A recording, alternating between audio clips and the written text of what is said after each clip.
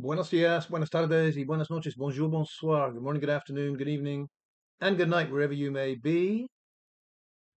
The three Brighton ladies case, and this is going to be a short one. I just want to touch on something that is a little strange in the Facebook profile of the stepmother of the three so-called sisters, the three sisters. Her name, of course, is Dr. Genevieve Barnaby Adetoro.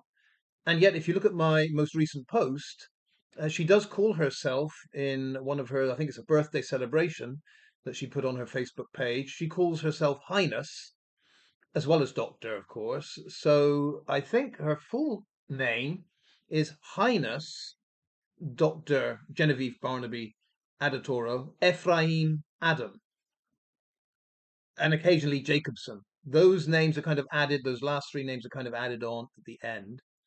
I think that's a little bit strange. It does give multiple possibilities to go under a different name. And we were told that. We were told that in the missing persons case, when Lillian Jacobson, the fourth sister, went missing from Luton in 2014, that her mother, Genevieve, went by various names. So there we go. Now, where I'm going with this is that there are indications to me that Genevieve and Joseph, the stepmother and the father of the three Brighton ladies, are involved somewhat in some kind of identity fraud or scam, allegedly. That's what it seems to me. What I'm going to introduce today is the idea that Genevieve is somehow in league with or au fait with some kind of system in which Nigerians can enter Europe and other countries. Bahamas was mentioned, and Brazil mentioned too. But first of all, let me just read an article that will put all this in perspective. The article comes from an outlet called TVP World. Seems to focus on Eastern Europe, and it says private university in Bulgaria functions as illegal immigration scheme. Now, you're going to ask yourself, how does that work? You got this university in Bulgaria. How on earth could they be involved in any illegal immigration, especially from Africa? Well, listen.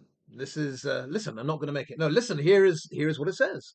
A private university in Bulgaria operates as a front for an illegal immigration scheme, having abandoned legitimate educational activities several years ago, a senior government official said. Education Minister Krasimir Valchev told a parliamentary committee that the European Polytechnic University has no active students and employs no faculty members or administrative staff, local press agency Novinite reported. Instead, it functions as a gateway hub for migration into the European Union and the visa-free Schengen travel zone, Valchev claimed during a debate on Bulgaria's budget for 2025. Everyone there is from an African country, Nigeria, and we have data for only 10% of them being in Bulgaria, Valchev said, quoted by the 24 Chasa newspaper. In other words, I think what this guy Valchev is saying is that every student that comes through this university is Nigerian, and only 10% of them stay in Bulgaria. The other 90% just go wherever they want to once they've entered the Schengen area. And I wouldn't be surprised if a few, because Nigerians are English speakers, I wouldn't be surprised if a few end up in the Calais area and are then looking for a boat to come over. But that's my perspective. Let's get back to this university in Bulgaria that has Nigerians coming in to study at a university that doesn't exist. Valchev added that inspectors from the Ministry of Education attempting to investigate the situation had been expelled twice from the university's premises in Pernik, a mid-sized town west of the capital, Sofia.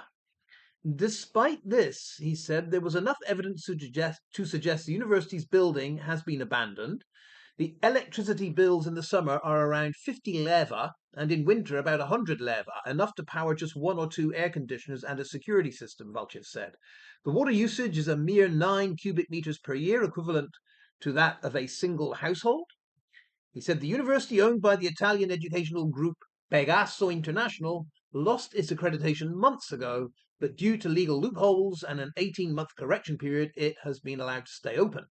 Valchev has proposed changes to the Higher Education Act to streamline the process of closing potentially fraudulent educational institutions.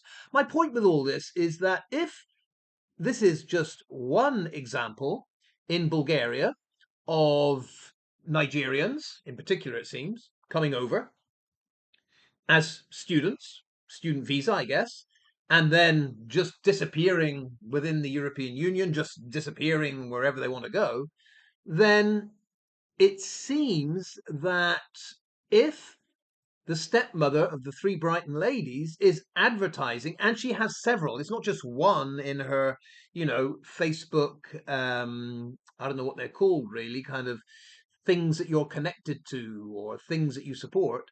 It's not the only one. She has one that mentions going to the Bahamas, visa for the Bahamas, and of course that caught my eye. And I think it's pretty clear to me that Nigerians going to the Bahamas, their long-term aim would be then to enter the United States. There aren't that many job opportunities in the Bahamas. It's a nice enough place. But I would think most Nigerians getting to the Bahamas would then think about the very short boat crossing or the very short flight. There are many ways to get from the Bahamas to the United States, not through the regular channels, let's say. And therefore, I think someone like Dr. Genevieve Barnaby Adetoro Ephraim Adam would be one of those that could set up such a journey, such a system, uh, and maybe I don't know, it involves some kind of false or fake accreditation, false paperwork. We already have Wazio Adetoro, who was arrested in Gibraltar for immigration fraud. I'm just saying, it's very odd to me for Her Highness Dr. Genevieve to be involved in any kind of travel agency. Why would she be out there saying, hey, Nigerians, you can get to Bulgaria? Hey, Nigerians, we can get you to the Bahamas. And in one advertisement, it actually didn't say Bulgaria, it said Bocaria, and that place doesn't exist. But I'm just saying, why this would be advertised, just like the Uncle Soji editor advertising he can get you a Nigerian identity number. What does that involve? I mean, anyone that's Nigerian could get a Nigerian identity number, and their own government agency has said, please avoid people on Facebook saying they can get this number for you. They are scammers, the Nigerian government says. Now, Uncle Soji, since I mentioned that, Soji Adetoro, the guy that organized the GoFundMe for the three ladies, he's now taken all that down. So either he's listening to me or someone had a word with him saying, hey, you know what? This doesn't look good. Those posts now gone down. Luckily, I, of course, screenshot them. But it does seem to me that, I'll just say it, it seems to me, and I'm happy for Soji, you to, or Dr. Genevieve, Ephraim, Adam, whatever, to talk to me, to communicate with me and correct me if I'm wrong. But it does seem to me that on the UK side, Uncle Soji has been involved in some kind of identity scam. After all, once you give all your personal information for him to get your Nigerian identity number, he can do anything with that personal information. And it does seem to me that Dr. Genevieve Barnaby Adetoro over in the US or in Nigeria, I just think she's involved in the same kind of thing with people incoming from USA or from Nigeria, Nigerian nationals, into the EU or into the UK. I'm just saying that's what I think is at play here. Now, in the fullness of time, if I'm proven totally wrong, so be it. It was just a coincidence that Uncle Soji and stepmother Genevieve, were involved, and that the fourth sister went missing in Luton but reappeared in the USA, and these three Brighton sisters, apparently two were dead in the sea. What, I don't know what is going on, but in the fullness of time, if I'm totally wrong about this being some kind of immigration scam, so be it. I'll just say, hey, I got it wrong, looked at the wrong thing, and came to the wrong conclusion.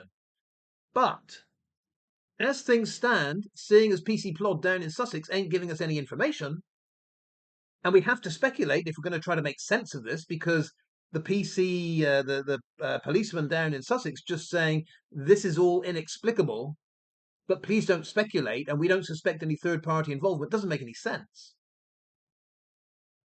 So whether we're going to have any explanations, I don't know. We've still got those two men, one 50-year-old from Hertfordshire, one we don't know anything about that washed up on the shore, one at Rottingdean Beach near Brighton, and one half a mile down the coast from where Rebecca Walters was washed ashore. Two guys, don't know anything about them, don't know their background, how they got there, nothing. Now I know investigation takes time and the police have got to get it right, but to have no word at all, just to hear them say it's inexplicable, but there's no sign of. And how does that work? This is inexplicable, is one statement from the police. This is inexplicable. Second statement, but no third party is suspected at this time. You can't put those two together in the logical world. If something is inexplicable, then you can't discount anything like third party involvement. But this is what the police are doing. Is this in the UK their new tact? That as soon as there's a crime, the first thing they say is, oh, doesn't look like any third party involvement. Is that what is now the set formula for talking about these things? I don't know. I am going to leave it there because there's so much to go into with the Adetoro family. Um, but my gut feeling here is either the three sisters, if they are sisters, were involved in, I don't know, possibly trying to re enter the UK illegally. More likely, it's three other people, three other ladies, possibly. I don't know. It's hard to figure this one out. Three others that have assumed the identity or been given the identity of these three sisters. God knows where the three sisters really are. I don't think they're in the UK. I can't see how they're in Uxbridge. I can't see how they're in Manchester. I can't see that because no one's come forward and said, I know these people. No one. So logically, if they're not in the UK, they don't have a life in the UK, they're somewhere else. Their identities have been used to get three other people into the UK. I don't know. I just wish we would be told by the mainstream press something about what is going on here. All right. No doubt, very shortly, the AG will get all excited and start talking about Cornflakesgate. Yep, Weetabix is out, Cornflakes is in. Now then, we will have the analysts say, is that a UK cornflakes box? Is there clearly Spanish writing on it? Does Kellogg's import to France or Andorra? I don't know. Well, I do, but anyway, Cornflakesgate, here we go. Jan's Views Live later. Been a busy Sunday. It's going to get even busier. I'll see you later. Jan's Views Live, I believe. What is it? Normally at 9 UK time. See you there. Hasta luego, adios. Hasta la vista. See you next time.